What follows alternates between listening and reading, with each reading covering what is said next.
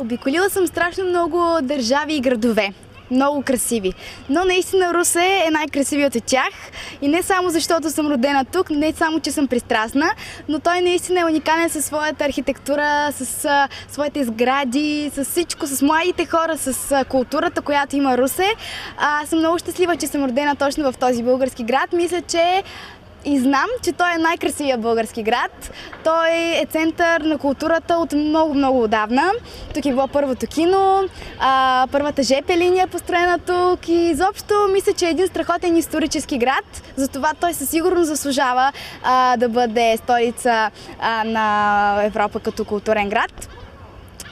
И се надявам да продължава да се развива с всички нови изпълнители, които идват тук, с всички страшно много нови неща, които се случват в града, и му пожелавам на нашия град да продължава и да стане наистина най-хубавия български град. Според мен свободен дух означава да преследваш мечтите си до край и да не позволяваш на нищо никога да не те спира.